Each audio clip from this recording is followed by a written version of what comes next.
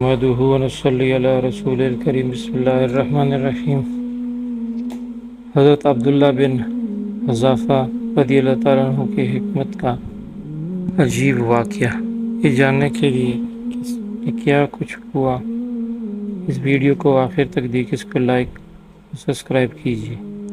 حضرت عمر رضی اللہ تعالیٰ نے اہل روم کی طرف ایک لشکر روانہ کیا جس کے امیر حضرت عبداللہ بن حذافہ رضی اللہ تعالیٰ عنہ تھے۔ دشمن نے انہیں اور ان کے ساتھیوں کو گرفتار کر لیا۔ جب یہ مقدس قیدی بادشاہ روم کے پاس لے جائے گئے تو اس نے حضرت عبداللہ بن حذافہ رضی اللہ کو پیشکش کی کہ اگر تم عیسائی بن جاؤ تو میں تمہیں اپنی سلطنت میں شریک کر لوں گا۔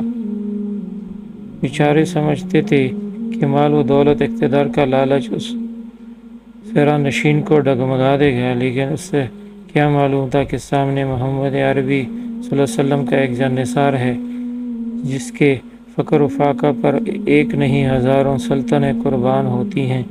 حضرت عبداللہ بن حذافہ رضی اللہ عنہ نے اس کی پیشکش کو صاف ٹھکرا دیا۔ اس کا صلہ حضرت عبداللہ کو وہی ملنا تھا جو دنیا راہ حق پر ثابت قدم رہنے والوں کو دیا کرتی ہے۔ بادشاہ نے حکم دیا کہ انہیں سولی پر چڑھا کر تیر مارے جائیں یہاں تک کہ وہ ہلاک ہو جائیں۔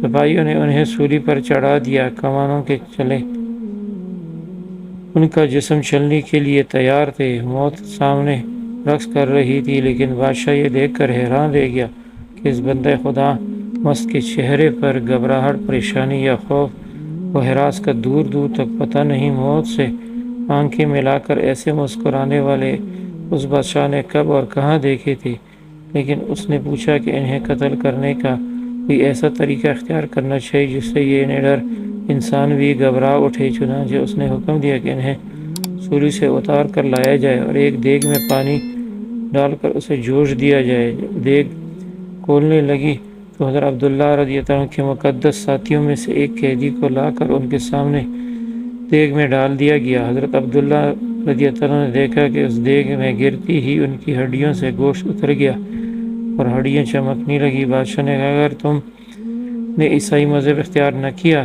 تو یہی انجام تمہارا بھی ہونا ہے۔ لیکن یہ ہولناک منظر بھی حضرت عبداللہ کے پائے استقامت میں لغزش پیدا نہ کر سکا۔ ان کے پاس ایک ہی جواب تھا کہ اس کھولتی ہوئی دیگ میں گر کر جلس جانا مجھے گوارا ہے، مگر اسلام کو چھوڑنا گوارا نہیں۔ چنانچہ سپاہی انہیں بھی دیگ میں ڈالنے کے لیے لے چلے، مگر یہاں ایک عجیب منظر نظر آیا۔ وہی عبداللہ بن حذافہ جو تختہ دار پر بھی مسکراتے نظر آئے تھے، اب دیگ کے قریب پہنچ کر ان کی آنکھوں میں آنسو جھلک رہے تھے۔ بادشاہ سمجھا کہ یہ میری فتح ہے، اس نے فوراً انہیں واپس بلایا اور ان سے رونے کا سبب پوچھا۔ حضرت عبداللہ بن حذافہ رضی اللہ عنہ نے جواب دیا، رونے کی وجہ یہ ہے کہ کاش میری 100 جانیں ہوتی اور ہر جان کے ساتھ اللہ کے راستے میں یہی معاملہ کیا جاتا۔ بادشاہ یہ سن کر حیران رہ گیا۔ ایک انتہائی اذیت ناک موت کے منہ میں جانے والے کسی شخص سے اسے ایسے جواب کی توقع نہ تھی۔ بالآخر اس نے شاید یہ سوچا ہو کہ ایسے شخص کی سزا اسے مارنا نہیں زندہ رکھنا ہے، اس لیے ان سے مخاطب ہو کر کہا اچھا تم میرے سر کو بوسہ دے دو تو میں تمہیں چھوڑوں گا۔ حضرت عبداللہ رضی اللہ عنہ نے فرمایا اگر اس کے عوض صرف مجھے نہیں بلکہ میرے تمام ساتھیوں کو چھوڑ دو تو مجھے منظور ہے۔ بادشاہ نے کہا ٹھیک ہے، میں تمہارے تمام ساتھیوں کو رہا کر دوں گا۔